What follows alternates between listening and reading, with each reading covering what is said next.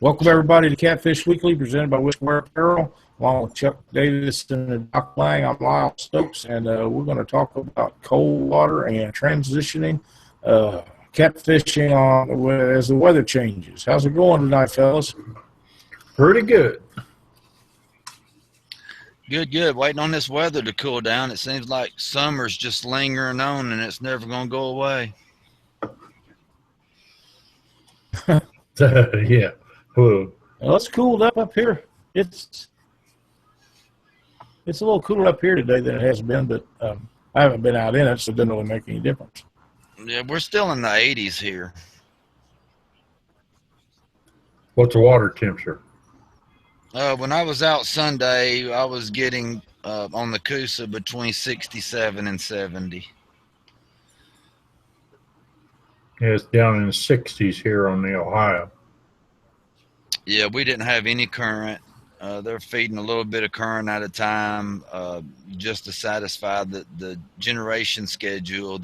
We hadn't had enough rain for anything. We're having a lot of forest fires and stuff down here, and that has a lot to do with the fish activity. It's like the Dead Sea out there. There's just nothing going on. No rain, no current. Yeah. Yeah, if you go out on the Ohio right now, the wind will blow you right upriver. Yeah, that's what was going on with us. Only activity we was getting was the leaves blowing on top of the water. I'm going to go out Wednesday. I think I'm going to go fishing Wednesday. So. Yeah, we got a bunch of guys are trying to get a $25 winner takes all fruit jar tournament going on Saturday on Wheeler. That sounds like it'd be pretty fun. I may go up there and mess around with them guys up there around the Ditto area on the river. Well,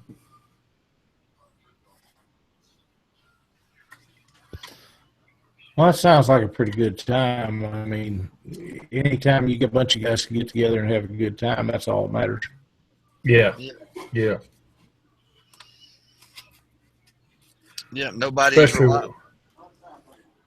reliable for anybody. You just throw your money in an envelope. Nobody's in charge except the person holding the money. And just go out and have a good time and come back. And if you're lucky enough to be the one that walks away with the money, you did good.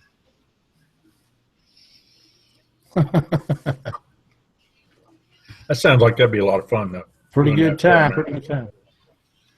Yeah, absolutely. Yeah, when you got a bunch of guys that are a bunch of good guys and you can trust them, and they won't be no cheating and no stuff like that going on, it's always a good time. Yeah.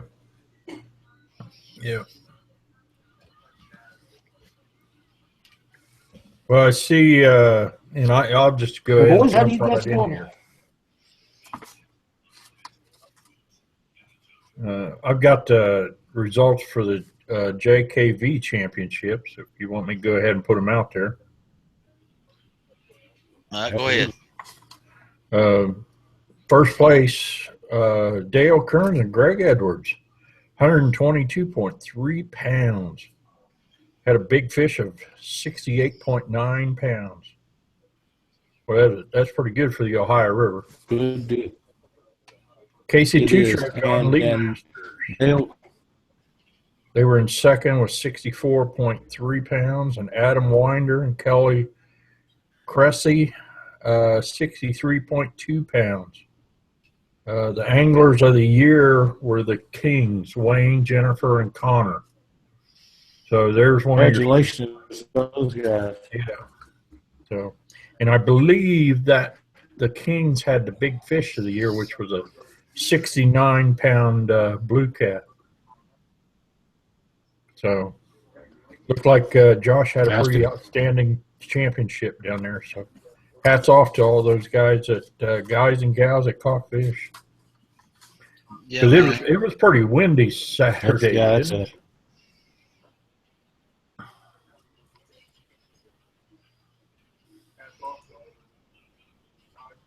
that's a pretty good time, and I know the Kings, they well deserved victory there. That's a family effort. Yeah. Jennifer, they work really hard to put things together, and Connor now, that boy can catch some fish, can he? Yep. Oh yeah, his sponsor's proud too. Yes, he is. Yeah. Yeah, Rob and I are very pleased with everything that young man does. He's quiet and polite, as nice as any young man could be, and he makes us proud every time he hits the water. And it doesn't matter if he wins; it doesn't matter if he catches fish. He just makes us proud because of the person that he is, and that comes from being raised correctly.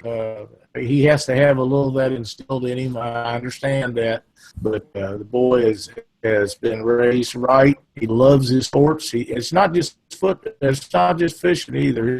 He very much enjoys a lot of other sports, and he's very good at all of them. But he is the future of catfishing, along with several other of the youngsters that are coming up. But Connor has a very bright future in the sport, and we're very proud of him.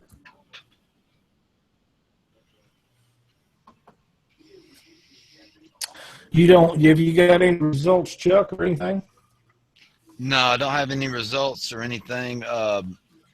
Don't Vince have his last event of the year on Saturday? The Downsizing? His championship is this Saturday out of Schmidt Ranch. You gonna fish in it? No, I got to work. Oh, They changed my weekends on me again. I was going to fish it, and then they changed my weekend, so I got to work this weekend. Yeah, work comes first. That's gonna be a really good time. Yeah,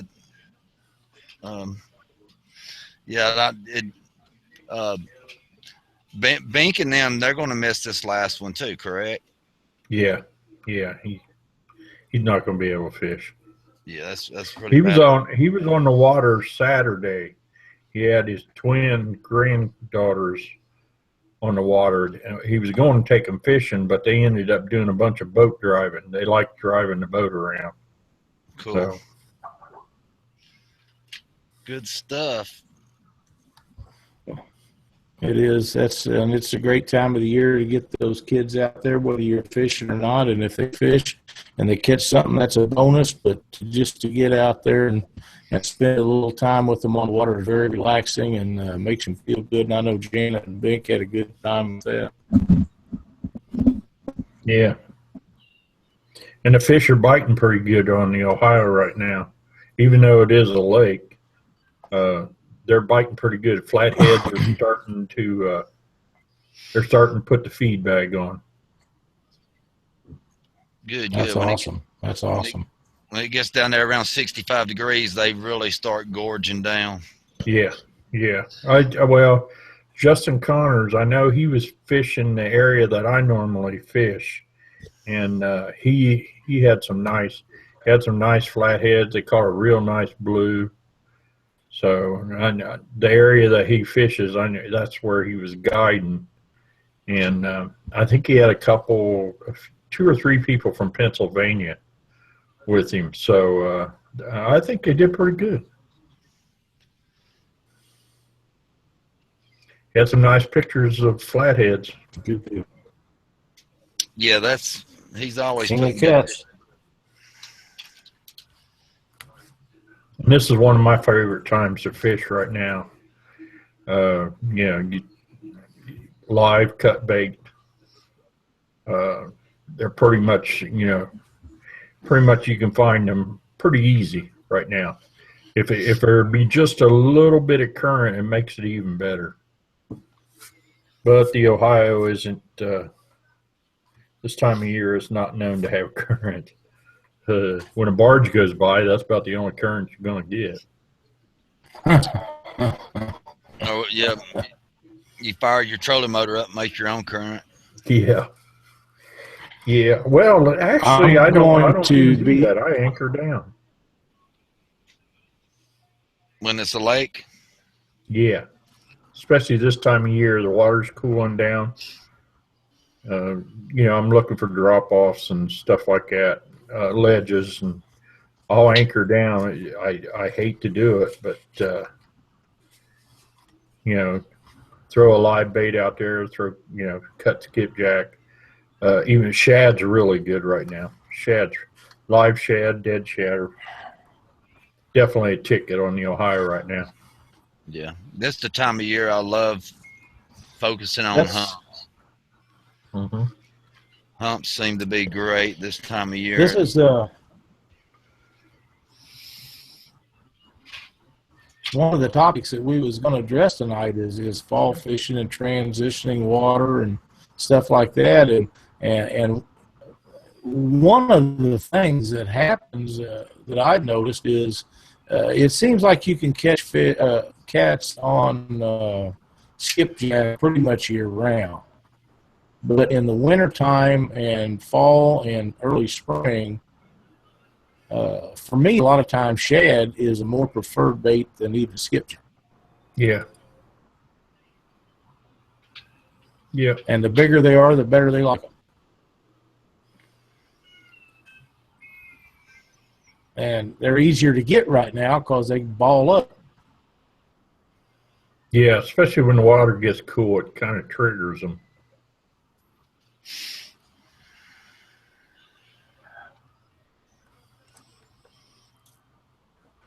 That makes it a lot easier to find them, and when you find them, you usually don't have to throw 100 times to get them. You can pitch a net out there 2 or 3 times and have enough for a day. And the water's cool enough that if you've got any kind of big live well or bait tank, you can throw them in there, and if you want to keep them alive, you can do that. And if you just want to cut them up, you can throw them on ice, either one. But ice stays good forever. You don't have to have a high dollar cooler this time of year. It just stays good for the whole day. Yeah. And when you put the shad in your live well, if you have a live well or bait well, they don't get all stressed out like they normally would when the water's a lot warmer. That's true. That's true, and it's a great time to put some of that Fish Life additive in there, and them babies will stay content all day long. They've got some wonderful products, and anybody that hasn't tried that needs to, because it's really good. And we had a chance here a while back to use. It might have been when we was fishing together. Dog had a fish that's bleeding a little bit, and you put some of that stuff that helps them stop from bleeding on there. It works really well. Yeah.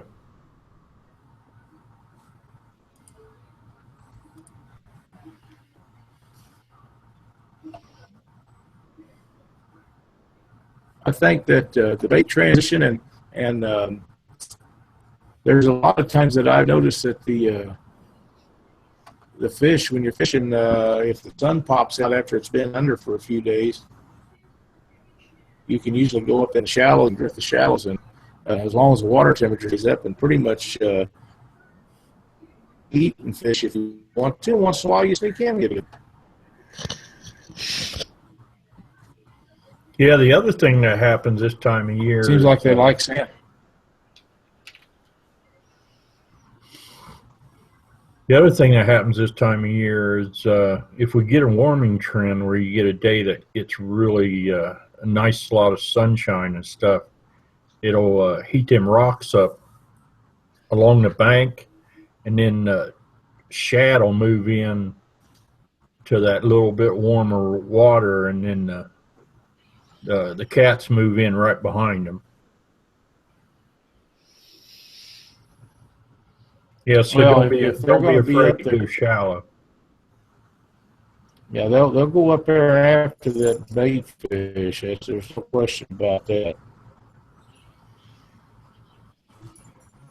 Tributaries are real good this time of year too, especially if you got an influx of water coming in off of them. I agree with that, and one of my favorite places to fish, if I'm either on a river or lake, either one, if you have a smaller river or creek that has water running, out of it, Yeah. one of my favorite places to fish is right at the mouth where that water is entering the big water. Especially if there's a ledge right there too. And a lot of times you'll notice two different colors of water, the stained water and the water that's a little more clear. And for some reason, the bait will be in there right on the transition period between the two colors of the water, and you can usually catch fish right there. Yeah. Yeah, we found that out on the Wheeler Tail Race right there where I can't remember what creek comes in right there, but coming out of the creek was really muddy. And right there down that line, it was like they would come out of the muddy water and ambush into the clear. We was drifting right inside the clear water, right next to the muddy, and it was a distinct line. And I mean, they were just busting it right in there. We found that out last year. It was pretty cool. Yeah, and this is one of You my usually favorite. find a lot of bait in places like that.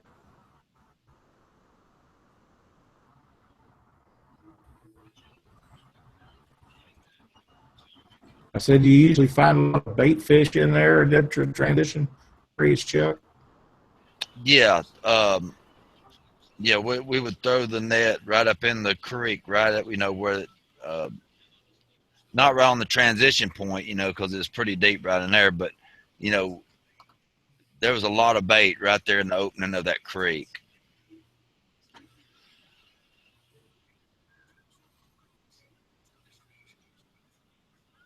Planer boards this time of delay year. tonight, so we're having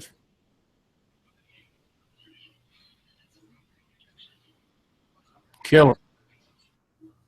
What's that? Yeah, they'd be killer, especially in low current or no current situations. They'd be excellent. You can go through there and turn around and go back up 2 or 3 times, especially if you're marking quality fish or numbers of fish. Them things are amazing. We've used them all summer, and they are a great asset. We're running the church boards, and can run small baits on the smaller boards, and it amazed me the walleye size board, which what are they, Doc, 10 inches or something like that, will hold up a big chunk of bait in 6 or 8 ounces. But if you want to have a skipjack or the whole thing and put your 10 or 12 ounces of weight on it, you can put that TX44 out there and you're good to go. Yeah. Yeah, and don't be shy about downsizing. They'll take them small baits this time of year. That's correct. That's correct. I know you're excited about that rear planer board that we run out the back that looks like a cone. That thing is just, it's amazing how that thing works, and it'll keep you right where you want to be. Yeah. I just like it for the fact that the lines don't cross in front. They stay straight back behind the boat. I just see a lot of potential for that, especially if you got them boards absolutely out the side.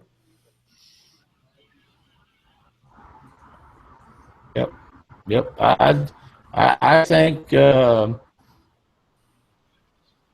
for us, the 10-foot long rods is probably going to be a thing of the past. We're able to record. I see no reason to have over a 7.5, 8 foot rod, because you don't need it to set your pattern. Even with that, you can't get it like you can at the painter board. And we run them boards down there in Memphis on a pretty hot current. Yeah. Yeah, they went out quick. Boy, that cone, I can't remember what they called it. What do they call it? Stern planer. That thing, you could put that a long ways back. I see a lot of potential with that one.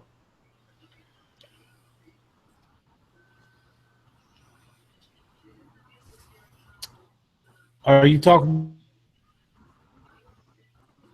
Yeah, that stern planer, that cone shaped planer board. Right. Yeah, the stern planer. Yeah. Put that way out behind the boat if you want to. Boy, you could run it way back here.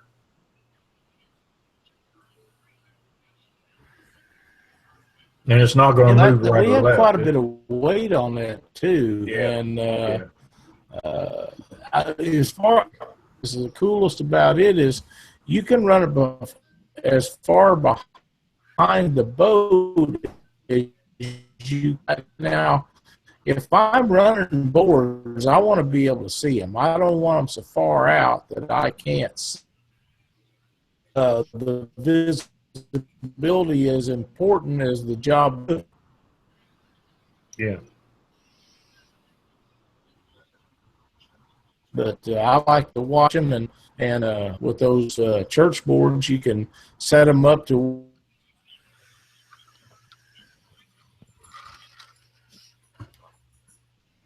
Uh-oh, we lose him? Look like it. He dropped off. Yeah, those TX44s, what are they, 14 inches? Yeah, I think that's what they are. Yeah, they're fairly large board. So you can see them fairly good when they're out there on behind the boat, can't you? Yeah, yeah, yeah. So and we had them ways back behind the boat. And y'all were suspending with them or dragging with them? No, we were suspending with them. We had like 8 ounces of weight and skipjack head on the back side of it, and just sitting there watching them cut. The one time we were anchored down, and we just, put them out there and just steered them where we wanted them. So what kind of depths would y'all use if y'all run like if the water depths was changing from 45 to 30 like that? Would y'all just put them at about 25 foot and go with it? Yeah, probably. Yeah, that's what I would do. Okay. Well, I was thinking about dragging would be awesome with them, because that it's so easy to get tangled up. Especially when you're trying to stay on certain contours and hit certain structures that you have planned to go over. Having them spread out further and having your two rods that are close together staggered better. I was thinking dragging with them would be pretty good, but I just don't know how bad it would be getting hung up a lot. Yeah, it depends on, the weight that you're using and that kind of stuff.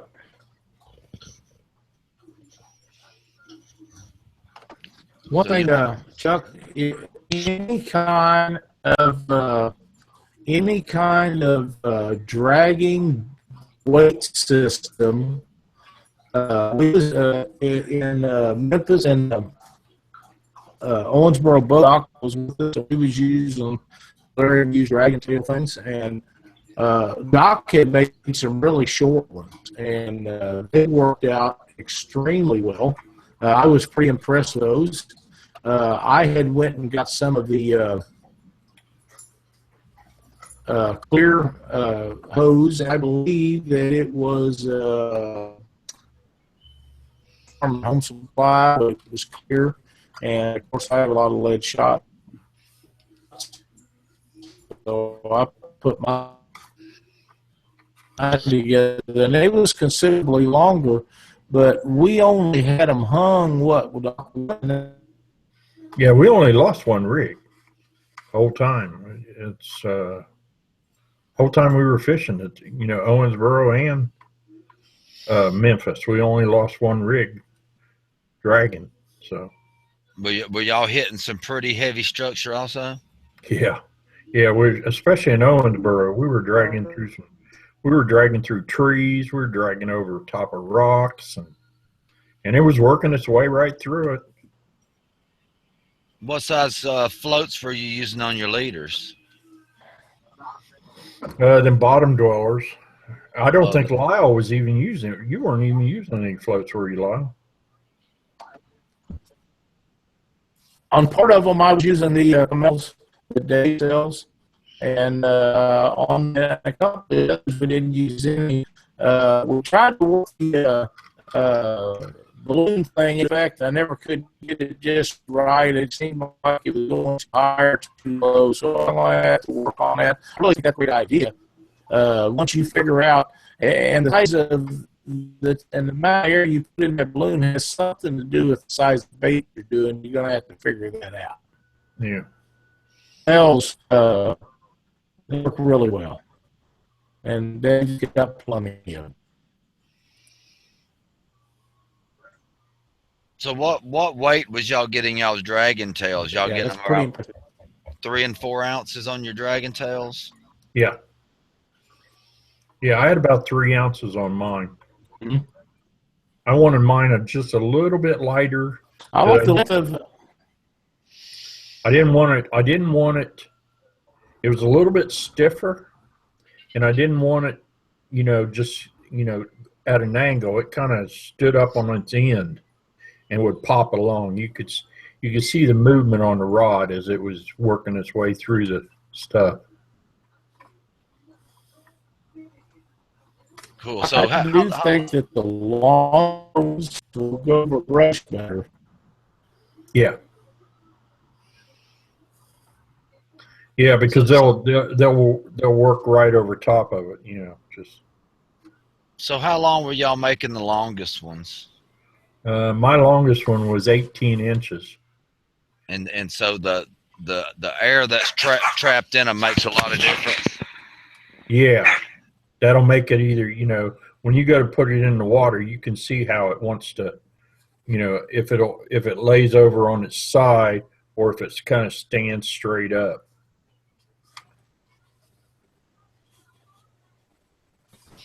Cool. So the shorter ones, that's what, if you're going to drag spots that don't have a whole lot of structure, mostly mud flats and stuff like that, they work out a lot better for those. Yeah.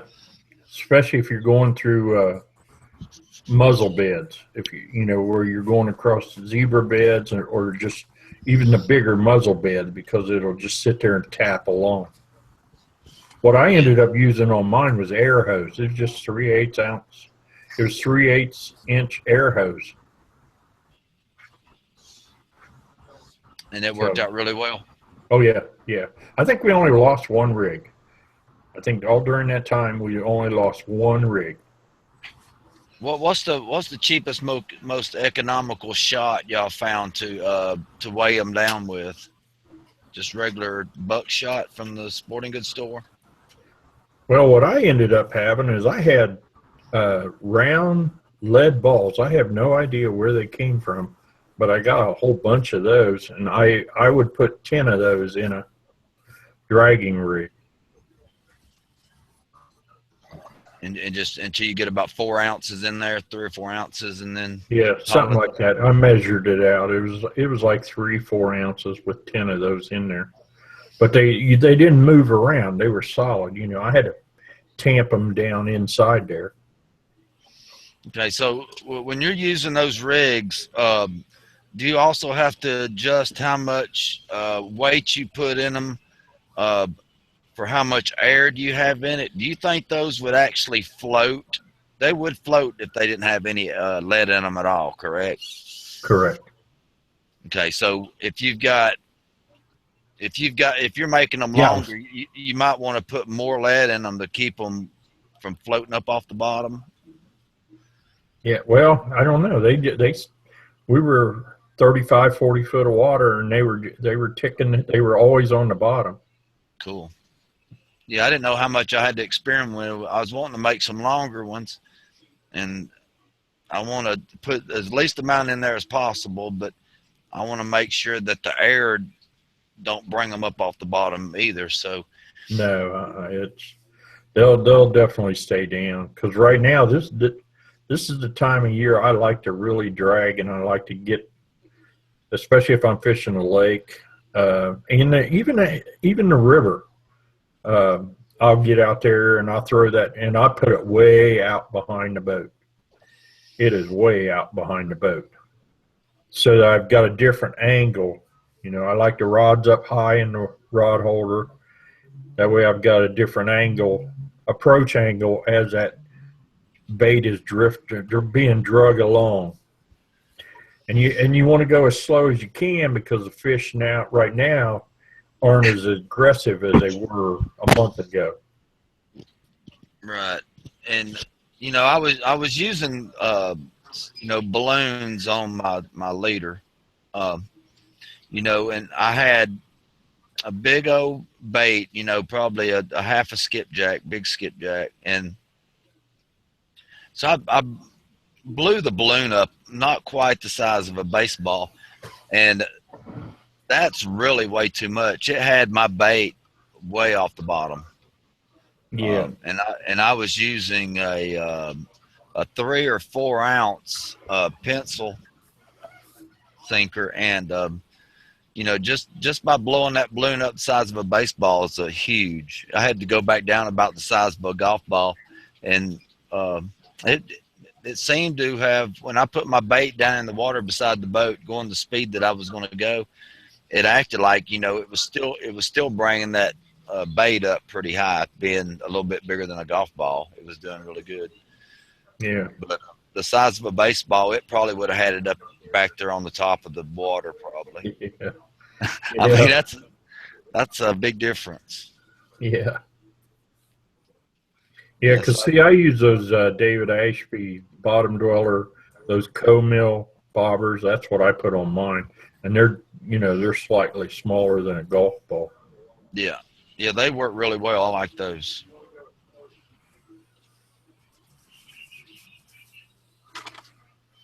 And I've been using those double action hooks for my stingers, and that's really paid off, man. The more I was thinking about it, when I was missing fish, they're doing a lot of pulling and yanking. At the time they're doing all that short bite, and they're really not doing anything slow enough that a circle hook seemed like it's going to work correctly. So I would put that stinger hook down there, and I got those Charlie Browns, and using like number 8 Charlie Browns as my stinger, and I'm catching a whole lot of fish on that stinger hook. When they go to short bite it real quick, it's been catching them pretty good. Yeah. And I still got that big number 10 up there if they want to try to, if a big one hits and tries to engulf the whole bait, that big circle hook up there to do its job. And then that little stinger down there for when they're just messing around with it. It's been getting a hold of them pretty good.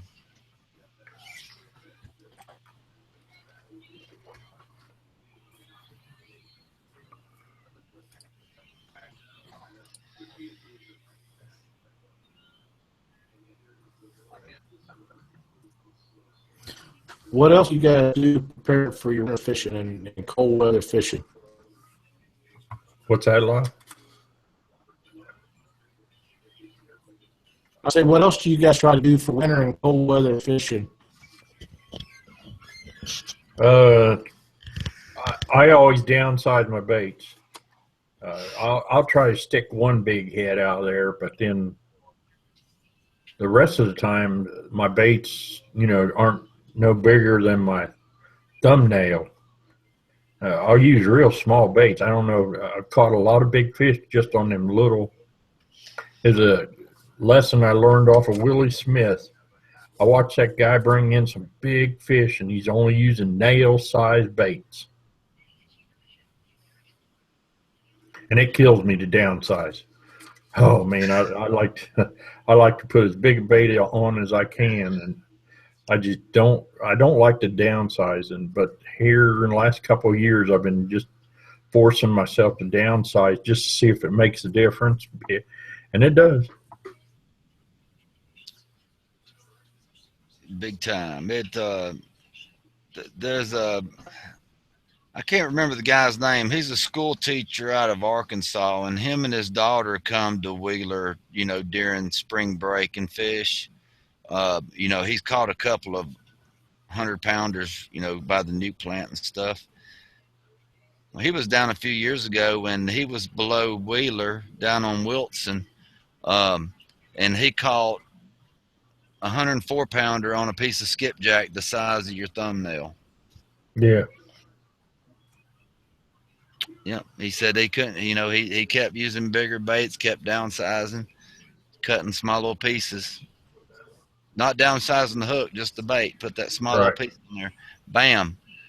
Caught that 104-pounder, man. I'm like, unbelievable. Now down below Wilson Dam, the lower end of Wilson Dam, that's my favorite area to fish down there, just because it's more like the Ohio. You know, it's built more like the Ohio River. You know, you got the channels and stuff like that, and it looks like a river. It's not like when you go back up on the lake and it's all wide open, and so. Yeah, that when you went up to Kingston, it was kind of like that up in that area too, right? Yeah, it's like the Ohio, except there's all the times I fished there, there's never been any current, none. Right. You Yeah, know, we're out there dragging in baits, and you know we're dead sticking baits, but the bigger fish that we caught this year all came off of the dragging rigs, way out behind the boats. but why do you think that? Do you think the boat and the noise and the shadow the boat puts off may disturb the fish a little bit, and by the time the boat moves out of the way, the fish may be relaxed and come back in? Either that, or it's you know, they can track it easier because you know I've got them way out behind the boat, and I'm just kind of easing along because we were only going about 0.3, 0.4 mile an hour because I was into a wind. I had a headwind pushing into the boat, so in fact I had drift socks out on both sides of the boat so that I could keep control of the boat because the wind was blowing into the boat, into the nose of the boat. I used the drift socks to keep the boat from, you know, how the wind will try to move your boat around, and it gets it a little bit sideways. But if you have those big drift socks on there, it keeps that boat locked in place, and it's easier for my Rodan to keep control of the boat. It doesn't want to move around on me. Yeah, I've done that quite a bit, and you know I've spot locked. I threw my drift stock out the back, and I've actually been so stable it was almost like having an anchor out. And I've actually casted and tight lined out behind the boat like I was anchoring, with pretty good success with slight crosswinds. Yeah. Well, even on a heavy wind, I'll put that drift sock out on the whatever side the wind is hitting on the boat. You put that drift sock out there, and it'll lock it down. It won't allow that backside of that boat to move around on you.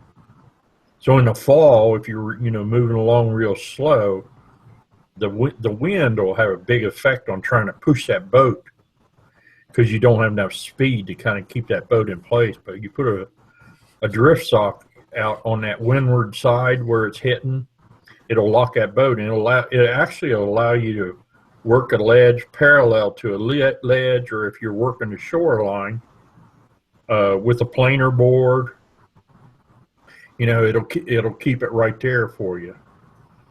It don't. But when if the wind stops blowing for a while, does the drift sock like sink?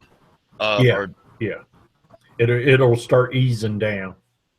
And that don't affect anything. It's right there to work again when it needs to. Yeah, it just adds a little bit of drag to your trolling motor. Has to work a little bit harder because the socks I've got on my boat are 54 inches across, so they're pretty big. Yeah, they're big. They're big bags. But I got a 24-foot boat too. Right. So it takes a lot to, keep that thing where I want it. But this is the first year that I caught a flathead dragon. I've never caught a flathead dragon, and I caught that 45-pounder, and he wasted that rod when he hit it.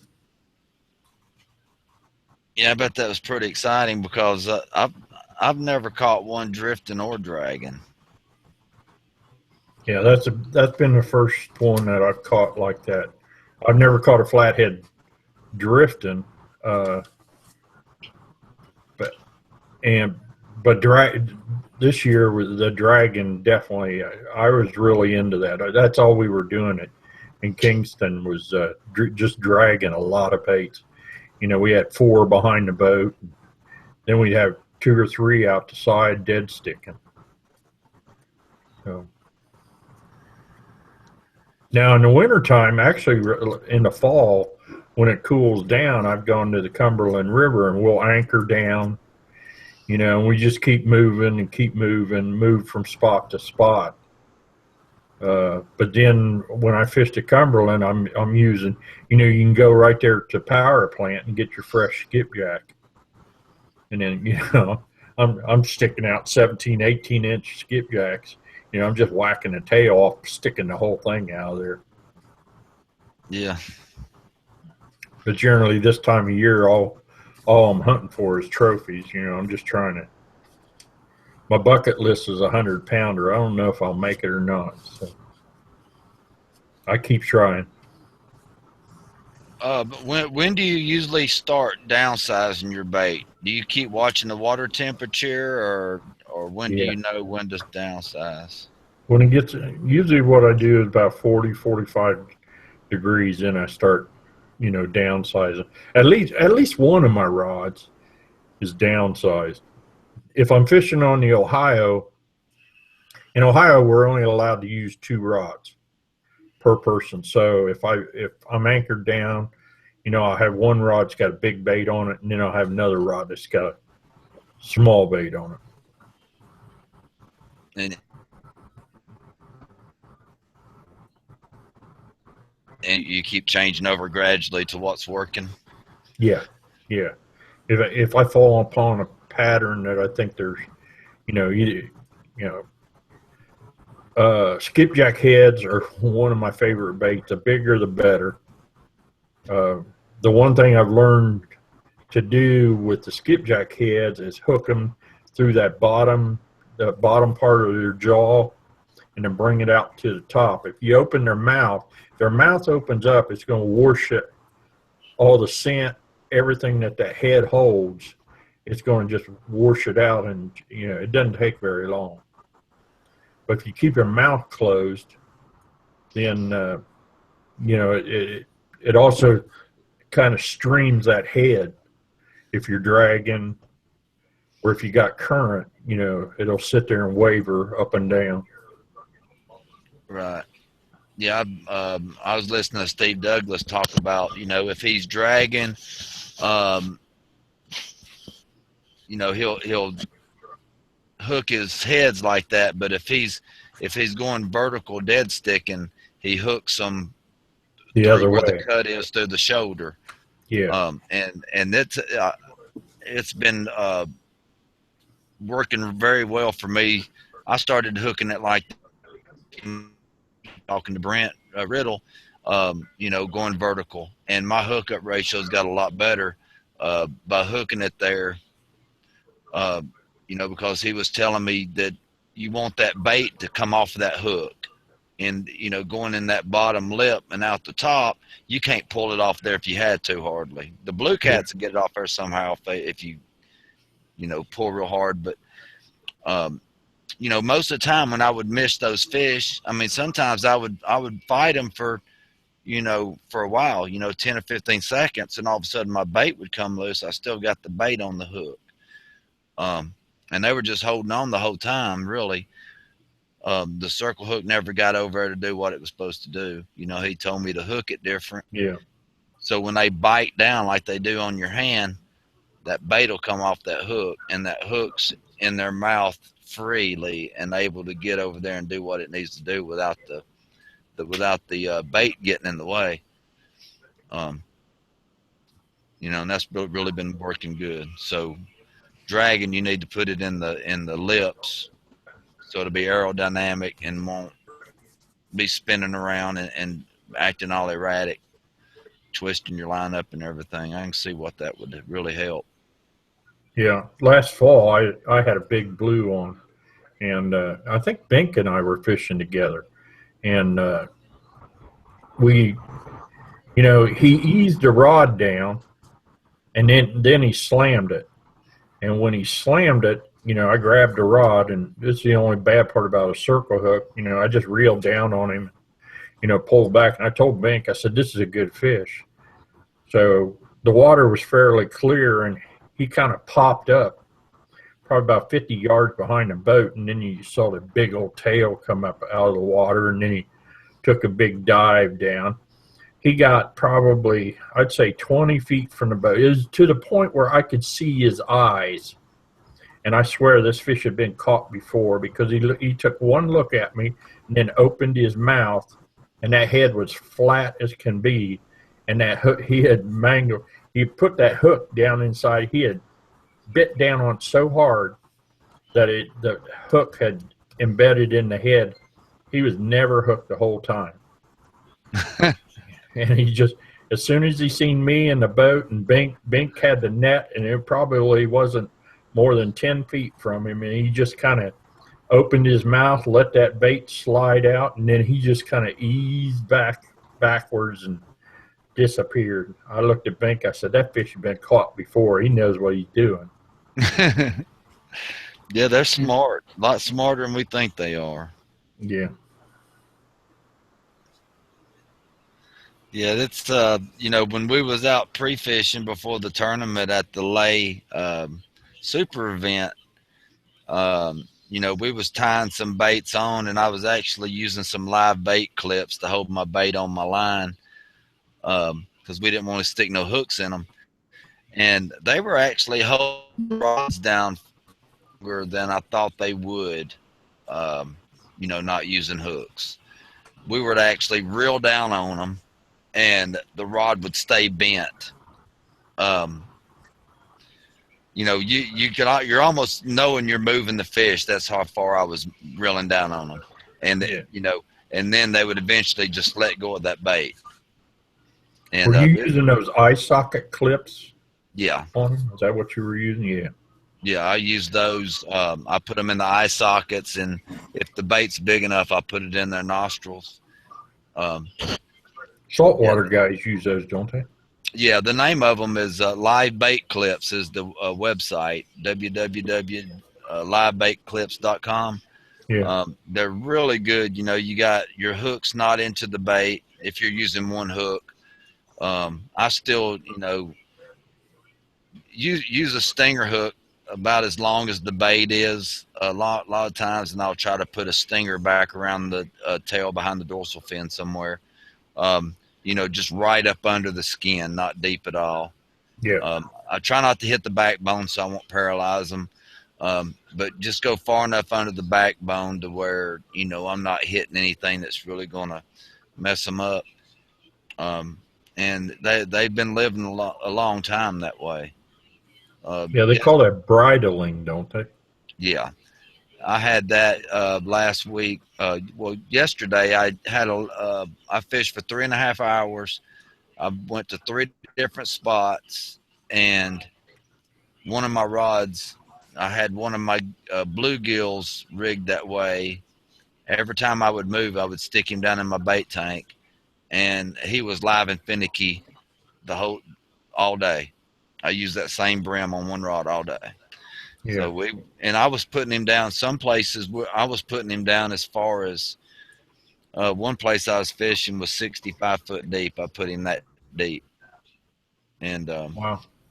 And I had to bring him up pretty fast one time because the game warden come up to check the boat and wanted me to reel the rods up on this one side, and that was the side that had that big gill on it. So I had to reel him up pretty fast, and I thought for sure that would kill him. Bringing him up that fast, but I put it up in the 33-degree position in the rod holder, to where he was like just a couple inches underwater, and swung the rod holder around so it is out of the way of the game warden's boat, and he sat there and flipped on top of the water the whole time they were checking my boat. and it didn't affect him at all, bringing him up that fast. Wow.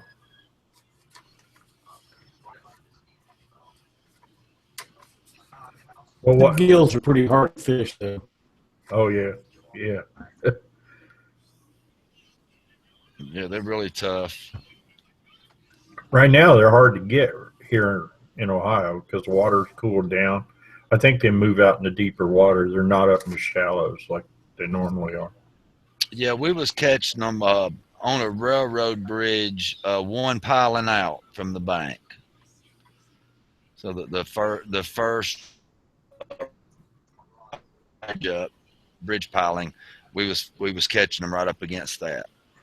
So it was around 15, 20 foot. We were letting the red worms just sink real slow without weights on them. They were just hitting them after they would get down there, 5 or 6 foot. They were nailing them, or sometimes they would sink for 30 seconds and they were nailing them. So they were at all different depths down the side of that pile and just feeding on whatever's down through there. But we was throwing the throw net around them, and we was just getting slab crappies, 2.5 pound crappies, 4 and 6 at a time. We never could get any real good bait throwing the net. All we was getting was big crappies. I always get excited when I get them because I think they're shad until I start seeing the dots up along their backs. Yeah, I was the same way. But I'm always looking for that black spot that's right there on their head. Mm-hmm. So, yeah, we said we can't use crappie down here. No. And they're a really good bait in the states that allow you to use them, and I really don't like that because I can catch a mess of crappie, and I can clean them, fillet them, and I can take the waste and throw them out in the lake in front of my house at the end of the pier in the water, but I can't take them fish parts and put them on the hook. And that's a waste of resource to me, but I can go catch a bait tank full of bluegill after I clean those crappie and go waste those, which I could have used a crappie instead. But they're saying you can't use game fish, so it's just a waste to me. But I guess there's no way you could prove that you used them from your waste, or if you just caught them and caught them in a net and cut them up. So there's probably no way to, because you can't even have fillets in a boat here. You can't fillet as you catch because there's no way they can really tell what your krill limit is if you've got fillets in the boat. They want you to have whole fish.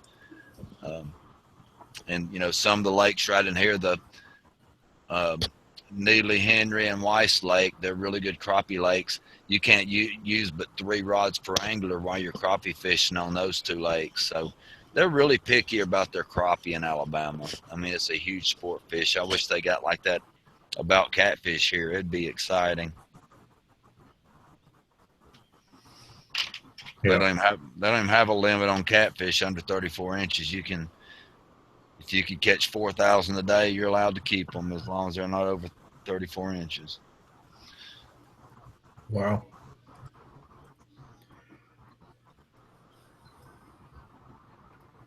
Well, let me throw a little bit of teaser out there for a few people.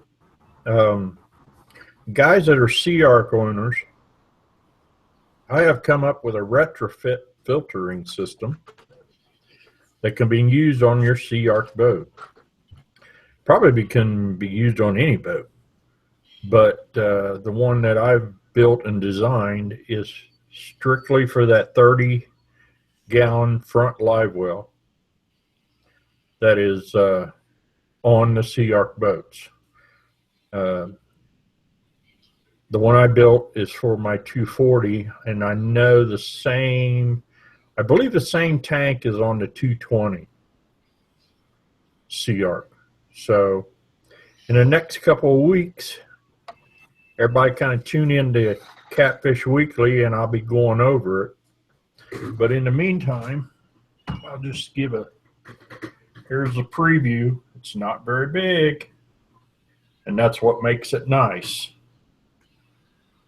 But this attaches to the lid on the Sea Arc boats, and that's my teaser.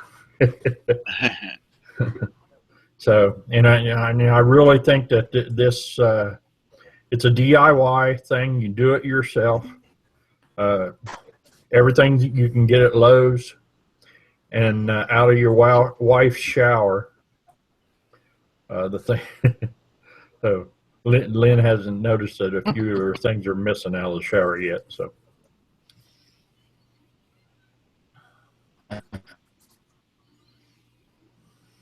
But in the next couple of weeks, we'll go over that. The Ajax won't take off.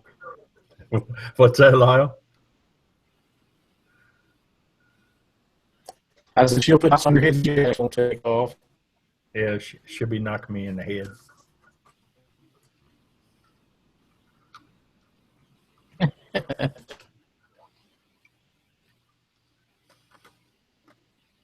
But yeah, stay tuned for Catfish Weekly in the next couple of weeks.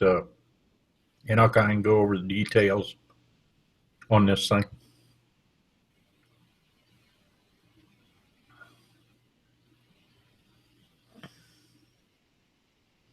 What do you do? Disappear on us again, Chuck? Probably. I got notifications popping up. There Oh, he is. He's there coming. he is. He's come back. In and out, Lyle, huh? Losing connection. Yeah, I'm sorry about that, guys. This is kind of a tough day. So Yeah. I don't have anything for closing statements, and you guys can close her on up, and when you're done, we'll see everybody next Monday night. Maybe things will get a little bit easier, better for us. Okay. Yeah, I don't really have any closing statements either. I have the little $25 tournament coming up on Wheeler Saturday that they just started throwing together this morning. Then we got Winter Blues coming, so get ready for New Year's Eve for that. But for me, that's going to be the next tournament that I'll be looking forward to. So I don't really have any closing statements. You got any? I'll just give my doc's tip for the night. We're in the fall weather transition right now. The water is starting to get cold, and the ramps are starting to get slick. So when you guys go to load and unload your boats, be real careful when you get down on that ramp, because that algae is on there, and it is really slick. It's like ice. My tip for the night is this time of year, carry an extra change of clothes, shoes in the truck or boat, because you can have an accident at any time, fall in that water.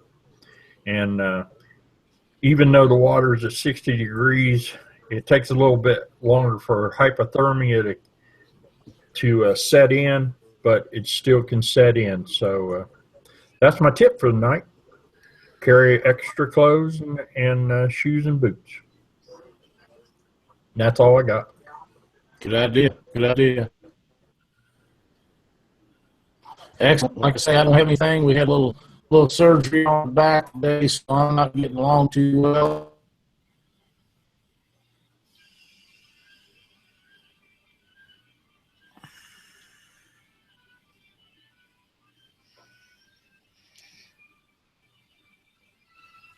Oh, he's gone.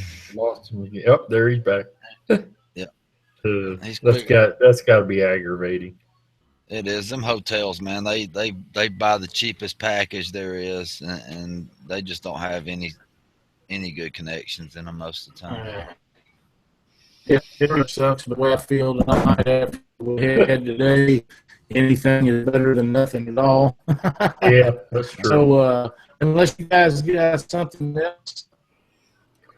Nope, we're good to go, Lyle. That'll do it for tonight. And I don't Okay, I don't have my list for guests next week, but we do have a guest, and we'll post it up on the website.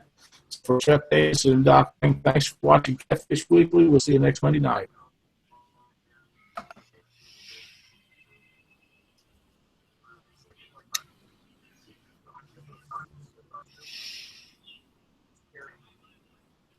Well, it says we're live, but we're supposed to be out.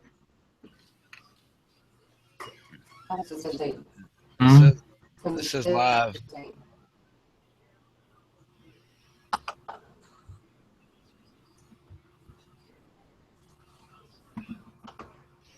If it says live, it's still recording.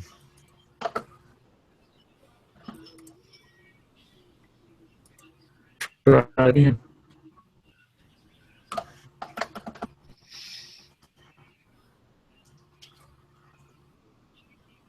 Yeah,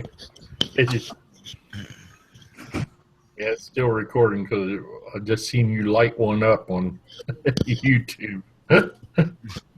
You say me do it? Yeah, because I'm monitoring on the other channel. I was fixing to. I looked and seen the yellow thing on there.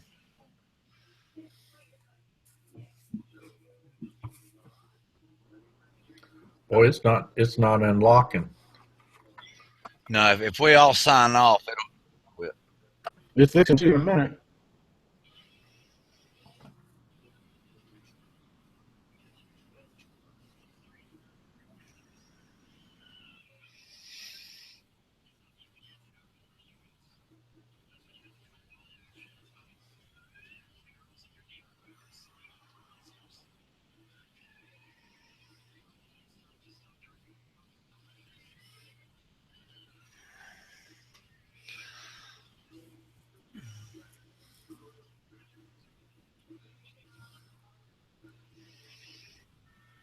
I wonder if it's because you got knocked off and back on. It still should let you be controller.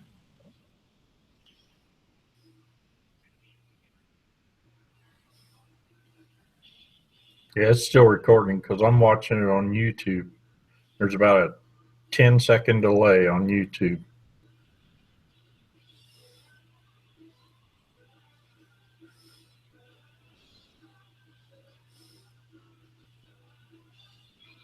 Can you hear us live?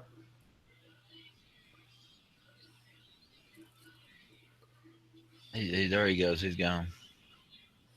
It's still saying live though. It is. Let's just sign off, and if we're all gone, it should quit, shouldn't it? Yeah. Okay, we'll do. All right, man. I'll click back on that link. See what happens.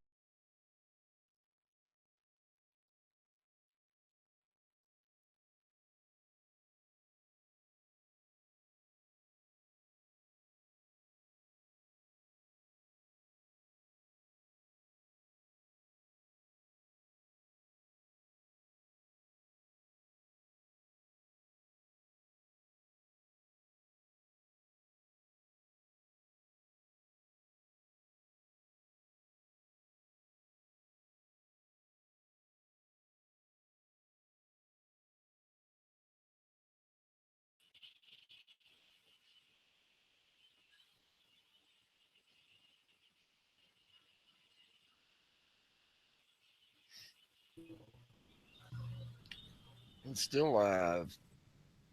Yeah, as soon as I came on it was live. Wow. Is it still showing us on YouTube? Hang on, man.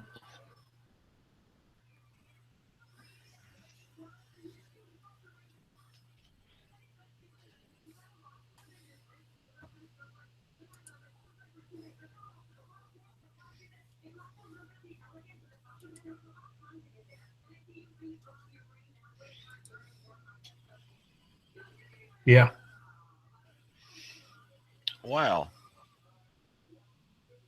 So we were still recording with nobody on here. I don't see nowhere for me or you to stop it. I was in the control panel and it said, Yeah, it's yeah, I'm in a moderated call. So right. Lyle's driving.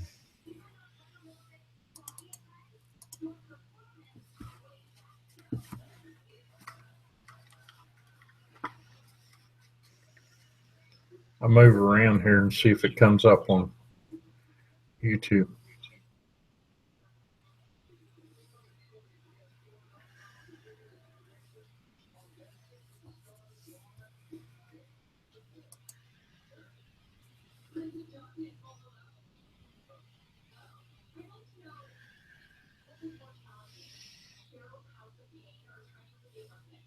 Yeah, it's still recording.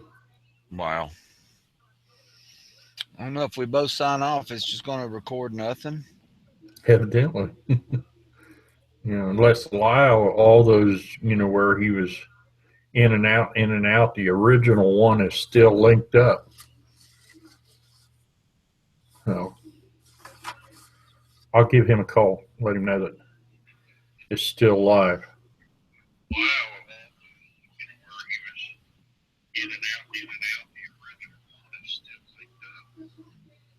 Yep, I'm watching us on YouTube now. Yeah, because you got your phone up there. I see you holding your phone up. Mm-hmm. Yep, that just came. Yeah, let's just sign off and let him sign back on and see if Yep, he you can just. shut it down. Yeah, it's recording. Oh, all right. Okay, I'll call him. All right.